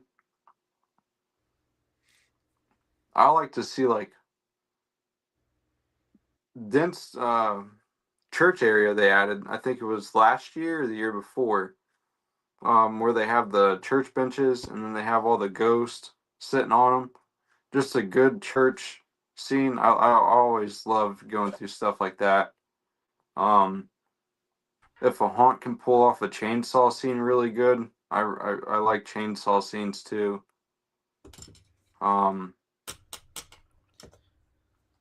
I really like doctors' areas as well. like town halls, they have a really good doctor's area. We have a really good doctor's room too. That's mostly the main things I really like to go through, and then like tight spaces, dark tight spaces, to where you have to find your way out. I like that stuff too. Haunted Town Hall. For you people that have never been to Haunted Town Hall, I highly recommend going through it once. They have a tilt maze, and when I say tilt, I mean it is a very great degree that you have to go through this maze while going up and back, and this. There's something in that maze I want to tell everybody about, but I want you to go see it and not know what you got into. But everyone that hits that prop, you can tell when they hit that prop. Yeah. And I think it's great. I laughed. The person right behind me laughed. Some of the props right beside us laughed too. But it is absolutely, no kidding, a great show. Here in October, we are finally going to get Ned. And he has got the cone of shame on him right now. He does. Fell off a ladder. And we wish Ned the best. And I asked him, are you going to cancel on me? He goes, no, I'm not canceling on you. I'm going to do everything I can to make sure that I'm there in October. So in October, we're actually going to have Ned Boffman, owner of Haunted Town Hall.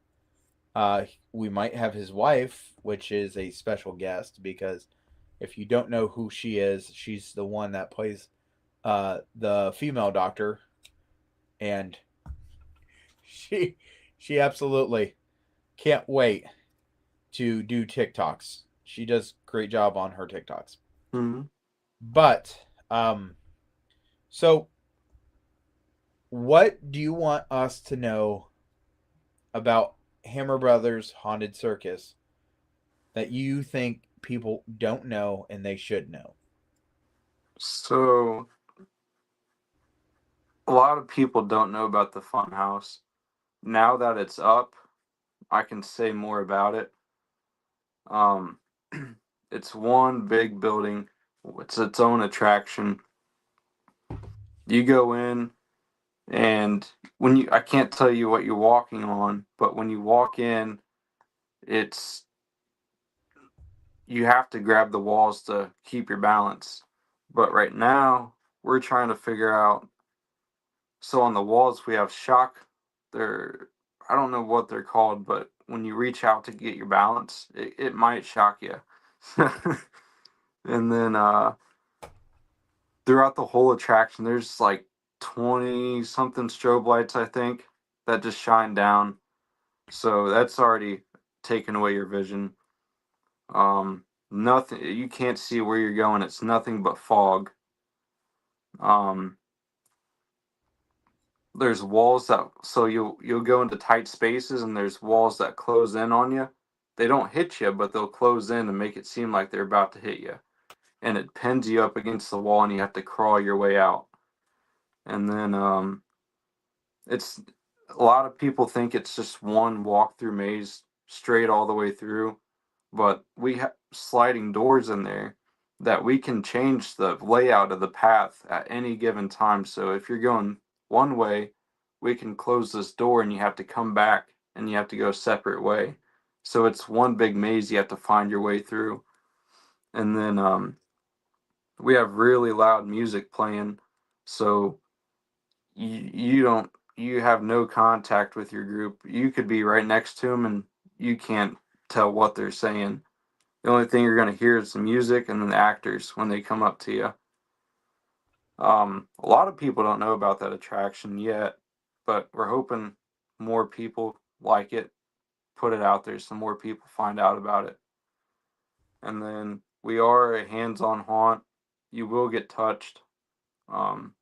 if you don't want the extreme touch, don't buy the glow necklace. You're not going to have a good time if you buy it and you don't want touched. We're not also all clowns. There's hillbillies, zombies, clowns, anything you can think of. That's the biggest thing when they hear Hammer Brothers Haunted Circus. They're like, oh, it's just clowns. It's not.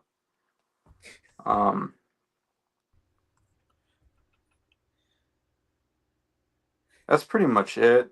Like everything else everybody's seen, we've posted about it on TikTok. So they all pretty much know what it is. The Homestead's a haunted house. But the stuff we're doing this year, it's gonna be really different. And then the Cornfield, everybody loves the Cornfield for some reason. That's our number one attraction every year is that. That's also getting changed up this year. I think we have a really interesting queue line too. Like everything's under roof. You won't get wet. Always actors up there changing every night. I think we have one of the most unique queue lines out there, in my opinion. Like I've never seen anything like it. Well, I'll tell you, you said something, and I'm glad that you pointed this out. In the two shows that we've had actors from the Haunted or from Hammer Brothers here, okay, and I want to point this out. This is the second show that we've had actor. Mm-hmm. No one has said anything about not having having just clowns. No one has pointed that out except for you. And the other one, it was like, hey, can I add this person into this group? Yes. Mm-hmm. And we had like so many people. We almost, I think we had 6 or 7 people in here at once. Yeah. But none of them said anything about it's not just clowns. So let me say thank you for pointing that out, because as a person that wants to see more than clowns, this is a haunt that you will get more than just clowns. But the clowns have overtaken 90% of this is the way now I'm understanding it. So the main reason we have that name is because when we first started, it pretty much was just like a circus almost. Like we had a huge circus tent. Like I don't know if you've drove past the haunt before or not before, but we have that huge shelter house. It's massive. We had a circus tent the same size, and it was a complete circus tent. And we would do circus acts. Like you'd walk through and there'd be stations, and each station was a different circus act. Like we'd have somebody up on one of those pinwheels. Yep. And we'd make it seem like we were throwing knives at them. Just stuff like that. So when we first started, it made sense to have that name. But now that we've never been all clowns, but at first it was definitely more clowns than anything. But now we're breaking it up. Like you got your clowns, hillbillies, zombies, just it's all different. That's what a lot of people don't know. I can tell you, I didn't know that. I will also tell you, first time I went past Hammer Brothers in the spring. And if you don't know what you're looking at, you really think it's some kind of kids' playland. Okay. Because the reason I say this is that is the first time I've ever seen a Little Texas Roadhouse. Okay, so I was so confused. I was like, Happy Children Land. These guys like Texas Roadhouse so much that they actually have a Little Texas Roadhouse. So the story behind that is they used to sponsor us. Right. And so we have the Texas Roadhouse. We have Bobcat of Lima building. those were some of our sponsors when we first started, and a lot of people just wanted to see our sponsors in it, so we built those buildings so they could. That's for our hunt attraction. You walk through and you clear those buildings out on foot with a paintball gun. Okay. But none of that. Do what? It was just really weird. Me and a semi going past, and it's fertilizer season, and me going, that's a little man, these people really liked in Texas Roadhouse. Then I went to Texas Roadhouse, and I seen one of your guys' banners years ago. Mhm. And I said, okay, that's the connection. Yep. But yeah, that's the first impression of that property I ever got. And then I start learning a lot more about it. Yeah. But yeah, I think it's wonderful that we actually bring up that you guys actually have more than clowns, because you know, in the name circus, you just expect clowns or ringleaders or this and that. Yeah. So, you know, it's kind of like going to Haunted Hurrah. Mm-hmm. You hear Haunted Hurrah, you think of military, and that's exactly what they take and do everything with. Very, very interesting haunt. Been able to go through that during the summer this year. Mm-hmm. OHA meeting. But yeah, absolutely. So before we end the show, I do have some information for you guys one way or another, because we all like information. So here pretty soon, they're going to announce and launch the memberships for the Ohio Haunters Association. You can be a non-paid or you can be a paid member. Paid members will be able to go to special events. They will be able to go to different haunts and have discounts at these haunts. And the list is going to come out over and over and over. The memberships are only going to be $20. We have our very first member that's already taken care of from out of state, and we are very grateful. The Ohio Haunters Association is also going to have Midwest is going to have a convention, and this convention is going to be in between haunt seasons in May. So we're going to go ahead and put up the website for Ohio Haunters Association. It's ohiohaunters.com. Go there, find out all your details about the convention that's coming in May. It is on Mother's Day weekend, so there will be some haunt mamas. Because if I say hot mamas, it's incorrect. It's haunt mamas. This convention is going to be at the Reformatory in Mansfield. Reason I know a whole bunch about this is because I might be the fancy term director of memberships for the Ohio Haunters Association. That means that you get a membership. You guys can go ahead and fill out all stuff. And I'm the one that's going to be taking a wonderful membership, making it out with your name, and sending it to wherever in the wonderful world. And you know what? Maybe somebody someday will be from Canada, and you know what? I want to be a member. Don't know why, but welcome aboard. I can tell you why I did it. You saw that last kid that came on to say hi.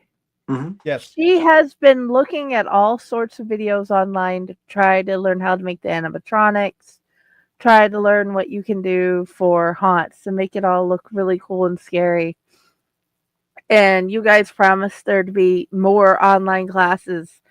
And that was like one of those perks of, okay, baby girl, they want to help you learn too.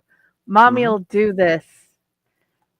That's absolutely true. The board has decided that we were going to make a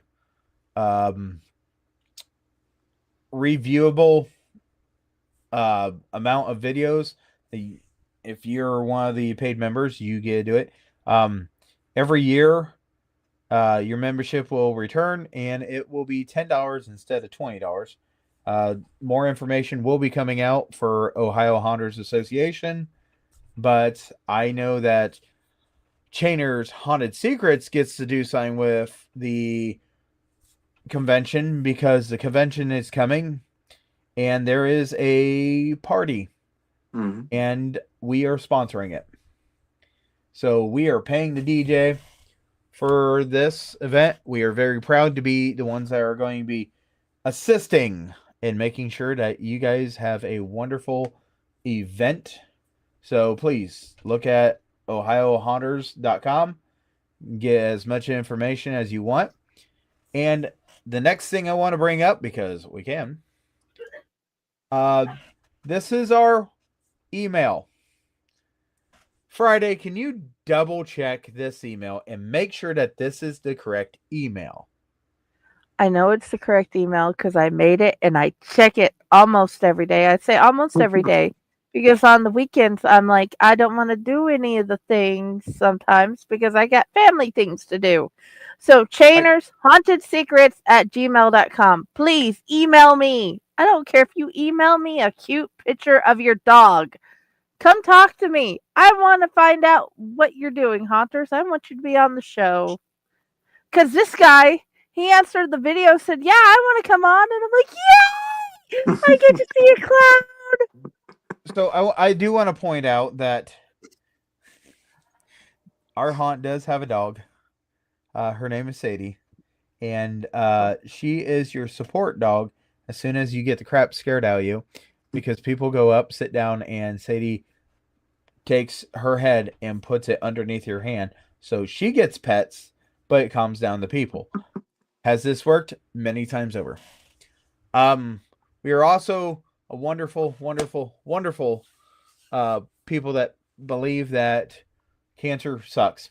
And we should scare cancer away. So if you guys want to, take a little time, if you're able to, make a donation. Let's scare cancer.com because we all want to scare cancer away. If you don't know what Let's Scare Cancer is, Let's Scare Cancer is a nonprofit organization that gets funds to help haunters with cancer. It's very important. We are finding out that there's great treatments coming out. I know a person that he actually had throat cancer. One of the great things that we have seen lately is that his throat cancer, there was a gel that was developed that he could actually have the gel, swallow the gel, and it helps prevent the radiation from destroying inside his throat. Something great, something great. And then we've got one more, and I'll turn it over to Jenny for this one. Okay, guys, it is National Suicide Day, but for us as haunters and people who work in the medical industry, because CNA, we want you to remember that you have friends, you have loved ones. Please talk to them, or please text the line below or call 988 and talk to somebody, anybody. I know it has not hurt, but I know it has helped recently because I didn't know my friend had been going through so much, so hard, and we were able to help her get a support network. We were able to find things in her area that could help her get out of the bad spot and help her get out of the thing that was causing the really bad thoughts. So remember, we want you to be here. You're loved. Text this. Email me. I will email you back and forth every day just so you have somebody to talk to. I don't care. Please stay here. Stay with us. We want to talk to you. We want you to be here as our viewers and our friend. And 988 or 741741. Text hello. There's somebody to talk to you. We want you to stay here. We want you to live because you will get past this hurdle. you have survived 100% of the bad days you have had before. We want you to be there for all the ones in the future that could be the best days ever. And one of the things I do want to point out is that haunt season brings out the best in a lot of people. And once we go ahead and shut the doors and lock the chains and put all the monsters away, the true monster of depression absolutely does come out. And it does affect us really hardly. If you guys did not know, statistics have shown that, hey, between Thanksgiving and Christmas is the hardest time.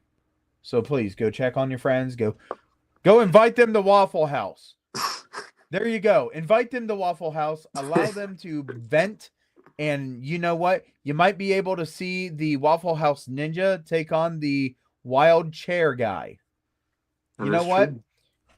Bring your phone. You might be able to put it on TikTok. But no matter what, check on your friends. And if you're having a rough day, I want you to know right now, at no point in your rough days that you have from now on will you be able to say that no one cares. Because I care. I might not know you. I might not know anything about you right now. But you know what? I care. And by golly, if I find out something happened, I care. Uncle Bad Touch, I care about you. Care about you too. I just want you to know, without a doubt, sir, no matter how many bad touches you do, I care. And make sure that you check on your haunt family. And make sure that everybody knows that you care. Well, for sure. I don't care. Every haunt night, have a meeting. Mm-hmm. Say, have a little chant. Do something. Put your hands up and be there for each other. But I think that's pretty much everything we got. Anything else we got right now? No. I think we covered all of the things that we needed to cover. And we just need to know where Uncle Bad Touch wants people to come be touched. Okay, yeah, where can people reach you and touch you at? At Hammer Where's Brothers your Haunted square? Hammer Brothers Haunted Circus in Waynesfield, Ohio. We open September 19th through November 1st every Friday and Saturday night. We open at 8 p.m. and our last ticket is sold at 11:30 p.m. Okay. One of the things I will point out about Hammer Brothers, and I want you guys really, really think of this, okay? There's no excuse for saying that I can't get there, because if you are coming from the north on I-75 and you get to Lima, you can jump off on 117, correctly? Yep. And you just follow 117. If you are coming from Columbus, you can follow 33. And then there's a little jog there, but 117 and 33 get to say hello to each other. Yep. Okay? If you are coming from I-75 and you're going north, you can get off at the, I know it's going to be a weird name, but it's called Uniopolis. And you can follow that right towards that area. Or you can, follow 33. Well, I mean, there's plenty of ways. There's no excuse that you guys cannot figure out how to get there. There are some haunts that are like a mystery game to find. And trust me, your GPS doesn't go and bring you there. Why? Because the reception doesn't even know it exists. Mm-hmm. This is not one of those haunts. You're going to be able to get closer, and then you're going to start seeing random cars in ditches, random cars in parking areas, random cars all over. Because I have had the honor of going, what the heck is this? Oh, they're haunts running. That's why it is. Yeah. I need to detour that when I'm driving my semi at night. But no matter what, If you didn't know, it is officially haunt season. There are haunted houses open right now. We are in September. They go until the middle of November sometimes. Do yourself a favor and figure out which haunted houses you're going to go to and figure out how to get paid, or figure out how you're going to get paid so you can spend the money on going through different things. So that's what we have for you guys tonight. I hope everyone has a great evening, and hopefully you guys all start figuring out what haunts you're going to go to, because I'll tell you what, I know for a fact that there are haunts open this weekend. When do you guys open? September 19th. So not this weekend, but next. So September 19th, there's haunted houses. Oh, yeah. You guys, I think you guys open, and Hell's Dungeon is open. Yep. And Forsaken Forest is open. Mm-hmm. I can check, but I think Woods of Terror is open. So many haunts that we have not covered. You're gonna get into the haunt season really hardcore. And when is the best time of the season for you guys to get people to come in? So we usually get a lot of people. Usually our first weekend's kind of slow. It really picks up our second weekend of September. October's super busy. But what we always tell people is buy your tickets when we first open, and then come in October. Fridays is our slower days, so if you don't want to wait in a line, come Friday. But it's like any haunt, you're going to wait in some sort of line. Unless you're coming to my haunt and it's one of those questionable nights where might be thunderstorms. We have no line then. I'm just saying, people are scared of lightning, and going through trees is not a factor. Yeah. So, yes, please go out, go visit your local haunts, go visit some distant haunts, go visit the big ones, go visit the small ones. The small ones might amaze you in seeing how they put stuff together. You might find a kid in a bowl that looks like a fish, and he swore up and down he was an alien. Dude, I am so sorry. You looked great. What? I'm telling you. I didn't know an alien? I didn't know what was going on. There was a trampoline, and that was the spaceship. I was so confused of what the scenario was, and he had like a giant fishbowl on his head, and then after someone pointed out that he was trying to be an alien, I felt terrible because I looked at him. I said, I am so confused in your concept. But you know what? You gotta start somewhere, don't you? You can't start on top. What he had. I was so confused. He used what he had. He tried so hard. I'm not saying he didn't try. I'm just saying, and the creepiest guy that I've ever met was at that same place. It was just a guy that followed you around with a freaking Jack in the Box that didn't pop. Like, seriously, he would follow you, and he was in a black outfit and